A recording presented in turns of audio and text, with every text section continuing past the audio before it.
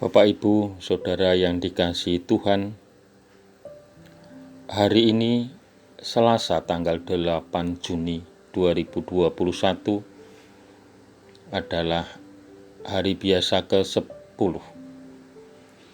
Bersama saya, Anton Rianto dari Paroki Santo Stefanus, Surabaya, mengajak Bapak, Ibu, Saudara terkasih untuk bersama-sama merenungkan Sabda Tuhan. Hari ini kita akan bersama-sama merenungkan Sabda Tuhan dari Injil Matius bab 5 ayat 13 sampai dengan 16. Marilah kita berdoa. Dalam nama Bapa dan Putra dan Roh Kudus. Amin. Allah Bapa kami bersyukur kepadamu karena Engkau mengundang kami untuk ikut serta dalam renungan pada hari ini. Kami mohon penerangan Roh Kudus-Mu, agar segala perhatian, perasaan, dan akal budi kami senantiasa terarah kepadamu. Seluruh doa dan harapan ini kami panjatkan dengan perantaraan Kristus, Tuhan kami. Amin. Semoga Tuhan beserta kita sekarang dan selama-lamanya. Inilah Injil Tuhan menurut Santo Matius. Dimuliakanlah Tuhan.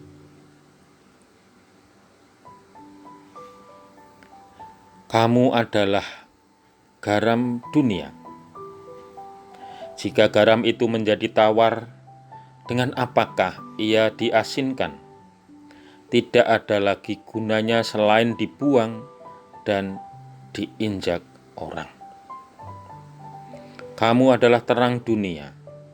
Kota yang terletak di atas gunung tidak mungkin tersembunyi. Lagi pula, orang tidak menyalakan pelita lalu meletakkannya di bawah gantang, melainkan di atas kaki dian, sehingga menerangi semua orang di dalam rumah itu.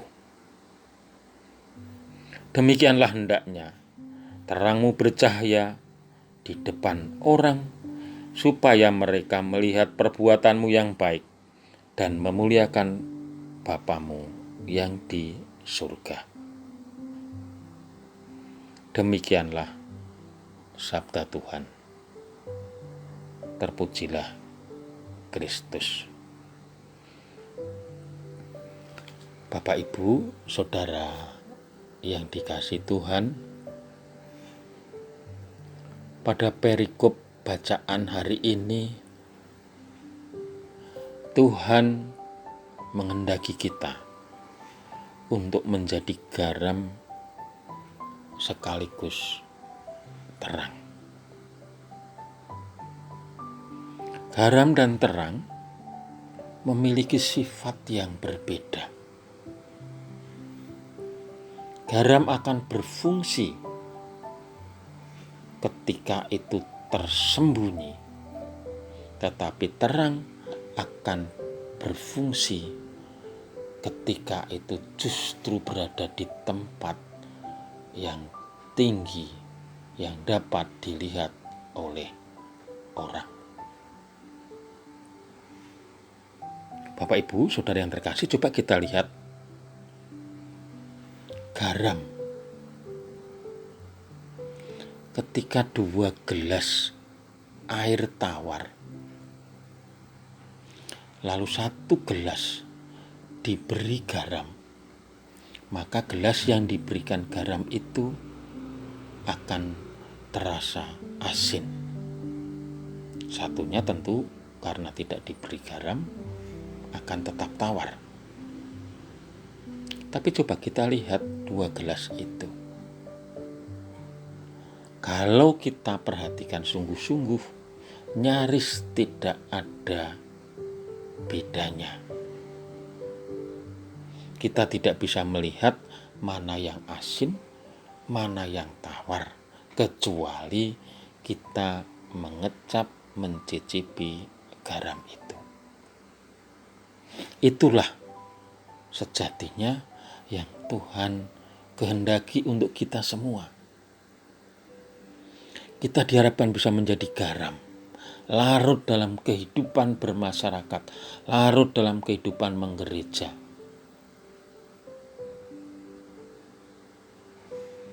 Kita tidak terlihat, tetapi karya kita, pengaruh kita terhadap kehidupan masyarakat, terhadap kehidupan menggereja sangat dirasakan.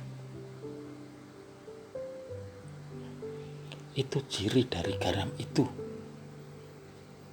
Larut, tidak kelihatan, tetapi membawa pengaruh. Seperti halnya garam, larut, membawa rasa. Sudahkah kita melakukan hal seperti itu? Ataukah justru kita sombong, memperlihatkan diri, merasa seolah-olah kalau tidak tanpa saya, kalau tidak ada saya, maka segala sesuatunya tidak akan berjalan dengan baik. Atau dengan menepuk dada bahwa apa yang ada sekarang, keberhasilan yang ada, kelancaran yang terjadi di masyarakat, di gereja, itu karena saya. Tuhan tidak menghendaki seperti itu. Tuhan meminta kepada kita untuk merendahkan diri, untuk larut tanpa menonjolkan diri, tetapi terasa membawa pengaruh dalam kehidupan bermasyarakat di mana kita berada. Lalu bagaimana dengan terang? Cahaya baru akan muncul dan dapat dirasakan jikalau cahaya itu berada di tempat yang tinggi. Cahaya baru dirasakan muncul membawa terang jika cahaya itu ditaruh di tempat kegelapan. Oleh karena itu kita tidak perlu protes, tidak perlu mengeluh, tidak perlu merintih. Kadang mengapa Tuhan menempatkan kita berada di sekitar kegelapan hidup, di sekitar orang-orang jahat, di sekitar orang-orang yang sakit secara rohani.